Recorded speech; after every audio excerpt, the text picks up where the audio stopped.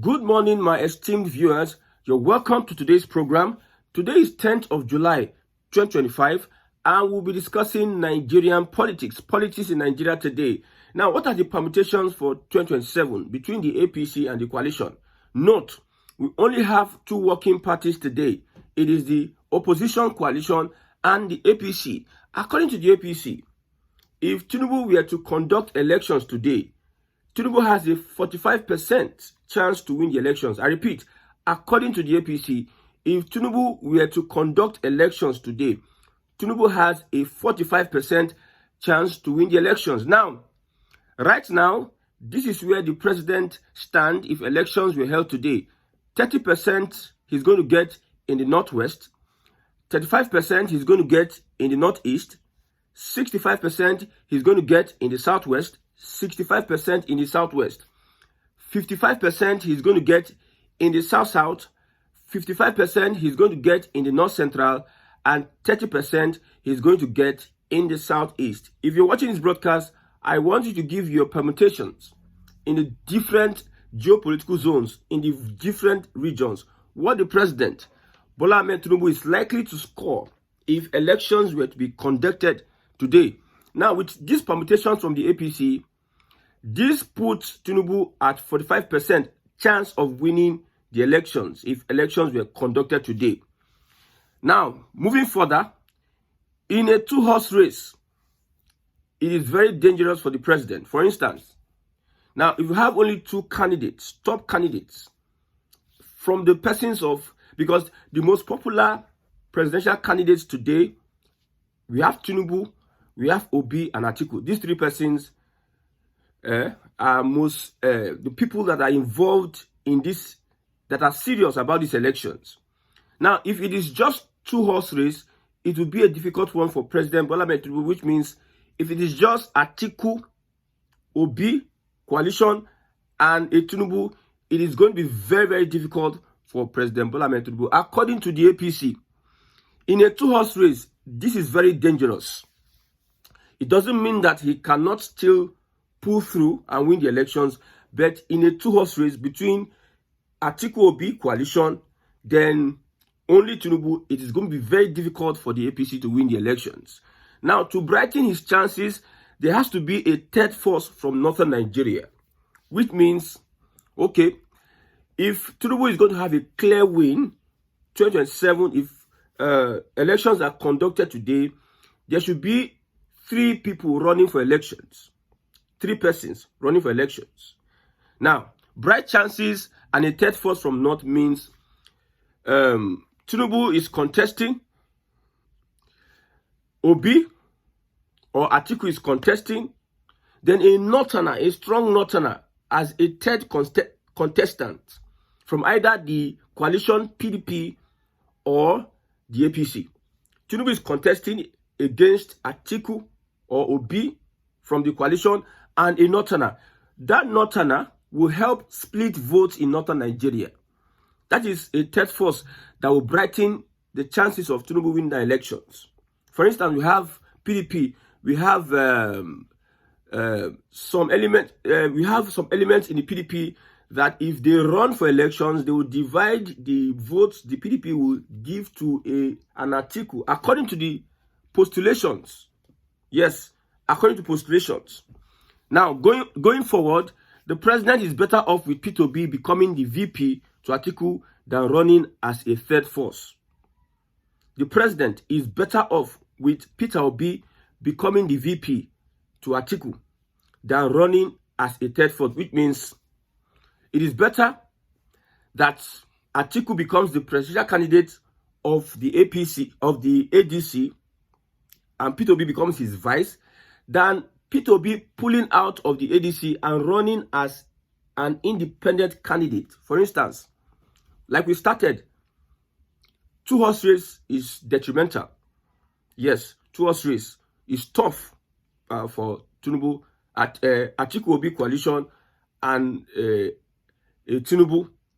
Now, third force from northern Nigeria at Tinubu, Atiku Obi coalition, and a northern candidate that will split votes in the north. But what will be dangerous to Tinubu, much more dangerous, is a Southerner third force. A Southerner as third force, which is Tinubu, Atiku, and maybe Amechi, then a Peter Obi coalition presidency that will run independently. He says a Southerner as third force will eat into the margin of the South. The president is better off with Peter Obi becoming the VP to Atiku than running as a third force. Political calculations, political mathematics, prior to 2007. These are top guys in the APC. Now, we know that Tinubu and co, they are planning to change Shetima because of these calculations. Whatever he does with his VP, he might give him, I understand the rumor of changing the VP. Kwankwaso on the ticket gives Tinubu an additional 5% in the Northwest, giving him 50% of total votes. So a Kwankwaso deputizing Tinubu for 2007, Tinubu has 50% chance of winning the elections. These are the permutations of the APC, which means that the APC is praying that Atiku is chosen as the coalition candidate, with a Peter Obi becoming his vice. And they also prefer another Northerner emerge as a third force to split Atiku's votes in northern Nigeria. They don't want a Peter Obi skimming out of the coalition and standing on his own, running as an independent candidate, because they believe that a Peter Obi force will divide the votes of Tinubu in southern Nigeria. I told you this, that this battle is between the north and south. Everybody is consolidating their base, left, right, center. Now in Edo State, what is happening in Lagos State is being copied in Edo State. And aide to the governor have come out to say that any opposition party that they see their poster, or you put your campaign posters on the streets of Edo State or Benin, that what you see, they are threatening violence. This is the Nigeria that everybody is saying that Nigeria will get better. Whereby in a system whereby you are practicing democracy, the ruling party is threatening every other party not to campaign, not to come out for campaign. The same thing happening in Lagos is the same thing happening in Edo State, threatening people, both the person in the poster and those that are pasting the posters. They will be dealt with according to the aid of the APC governor of Edo State. And somebody will go to church on Sunday and say, God, we are praying that God, the same people that are in the same party, some people in these parties that are perpetrating all these threats and violence will go to church on Sunday, and the pastor will be preaching to them that Nigeria will get better. My brother, you are dreaming if you think that Nigeria will get better with these people. These people will not die. They will still be there for the next 30 years. So just know, the only thing that can restructure, that make Nigeria benefit the people, is restructuring. Look at Dangote writing a letter to President Tinubu. How many Nigerians are writing letters? Average Nigerians. How many average Nigerians are singing the praise of the current administration? Like I said, the current system favors the elite and the rich. The rich, they are getting richer, while the poor, they are getting poorer, weaker and foolisher, or stupid, or very stupid. Yes, that is what it is. So now everybody is holding their base, threatening everybody. If they know that they have power over, that is politics. So maybe in Abia State, the Labour Party will start threatening everybody. If you are coming out for another party, don't dare, because you'll be dealt with. That is the kind of government we are running today. Then people come out on the street and say, may Nigeria... I laugh and I laugh and I laugh to stupor. Now it is clear that everybody is marking their territory. Tinubu owns southern Nigeria. The coalition owns northern Nigeria. Now, depending on whether the coalition will be able to inch into southern votes, is when they make their choice of who is going to be the presidential candidate of the coalition or vice presidential candidate. Now, also depending if an Obi accepts, because there's so much bullying. Everybody's bullying the obedient movement. They say the obedient movement are the weakest link in the coalition. Just all of a sudden, with the coalition never reached 1 month, ADC will never reach 1 month. Let's say 2 weeks. And they are saying all these things. Party will never reach. The obedient movement are the weakest links. People are registering for the party, both APC intending moles. APC intending moles are registering for the ADC to become normal. You understand? The obedient movement are registering for the party. Everybody is saying, let us go for primaries. And we know that the primaries will bring an article. Already, article, like I said, is projecting himself. There are so many pictures of article banner in northern Nigeria at ADC offices. Article picture go big where. You know, in picture go big. The chairman of the party go small. Peter Obi go be like saying, like for instance, they said regional heads. Peter Obi, they will put Peter Obi as a southeastern regional head, not somebody who is intending to become president. The way they elevate an article tells you a lot. And Obi is keeping quiet. We are looking at all these things happening. We are looking at the handwriting on the wall. And nobody is making any statement. So the APC is saying, we are afraid if Obi comes and run alone, it's going to a lot of things. Because like I said, the coalition, an organized coalition or a strong PDP has many things, or a strong Labour Party has so many things to criticize against government. So many things. I'm telling you, what the APC did to Jonathan, the faults Jonathan had is not compared to the faults this current APC had, especially with the baggage carried on from Buhari's time. With the baggage carried on from the last administration, knowing that the person who is in power today literally brought Buhari on Nigerians. There are a lot of things for the opposition to campaign with. That's why the APC earlier had to move into these two parties and make sure that they are being destroyed with whatever propaganda. And it is something people are happy about. And you are saying you are practicing democracy. Now, have you noticed that almost all the cabals during Buhari time as president have moved to the coalition? Almost every cabal during the time of Buhari, almost all the cabals. It is easier to identify these cabals in the number of persons, in the caliber of persons joining the coalition. Garba Shehu, I think he did a book launch. We saw so many elements of the cabals in that book launch. There's a picture of Onanuga and El-Rufai. That picture is very funny. It's a very funny picture. A lot of things are happening on the ground. All the cabals during Buhari's tenure, most of them are moving. See, most of them are in the coalition. They are the ones that are in the coalition. Then I wonder, how will a P2B, how can a P2B challenge these guys? Imagine, how can P2B challenge these guys in the coalition? These men with selfish, we don't rate anybody before, with selfishness, headed by an article, they will not carry the ticket, carry P2B. Well, I believe and I trust the P2B to understand what he's going to do next if he's not giving the ticket, knowing that the base that is supporting him, obedient movement, we are flexible. Of course, it is very important to note that Obi can be discarded at any point in time if he does not take the right choice of not playing second fiddle to these Fulani guys. No Southerner should play second fiddle to any Northerner. That is it. No single Southerner should play any second fiddle to any Northerner. It is better that Southern Nigeria unites. Look past what everybody has been going through. There's a new generation coming up. We should not transfer hate on this generation. Instead, we should transfer progress on how we can progress a region that has a lot of potentials that it has not benefited from. Human potentials, I believe, and I think, a lot of potentials. But because of the hate of the past, we are not deciding to come together and align together. You are dwelling on what is irrelevant for now. I tell you, it will make the Northerners, when you approach a Southerner, they are always bowing down. So no Southerner should play second fiddle to any Northerner. I stand on my ground.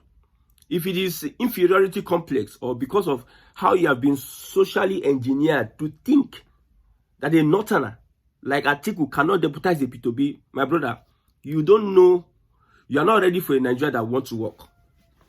You are not ready for a Nigeria Now, Ladoja will be the Olubadan of Ibadan. Ladoja. Then you see Obasanjo going to kneel down before him. If Obasanjo like, make you no kneel down before him. Because Obasanjo is bigger than him, Abi. My brother. Anybody who has what who has what the capacity to rule Nigeria can rule Nigeria, and anybody that has failed, anybody that wants to deputize him can deputize him. Nobody is better than each other person. Nobody is better. So when I tell people that, why is it that Atiku is not deputizing in P2B, they say, how can you compare the normal Nigerian mentality? You don't understand. You people that understand politics over these years, there's nothing Nigeria can boast of. There's nothing. Look at the Lagos Coastal Road. We are borrowing 750, I think, is it 450 or, I stand to be corrected. Is it $750 million or $450 million to fund a project? We are borrowing $750 million. The Lagos Coastal Road. And we know the impact it's going to have on the Naira. Now the Naira is gaining now. This borrow now affect the value of the Naira against the dollar. So we are here. We have not fixed anything. One thing. None of these people that are using Agbada, he's an eminent politician. He's an eminent businessman. He's a technocrat. With all your technocrat and anything, you will never fix anything in your life as Nigerian. Somebody asked the question, what has Nigeria invented that is patented in Nigeria? What has Nigeria as a country invented that is the patent in Nigeria? Nothing. When you ask Nigerians now, somebody will stupidly come and be telling you that we have a Nigerian, his name is Emegui Ali, this one, that one. They discovered this. When you hear English, patent in Nigeria, you need to understand what it means to somebody in Nigeria discover something, and it is said, this is Nigeria discovery. It's patent in Nigeria. Most of these people we are calling, Nigerians are calling, they did what they did outside of the country.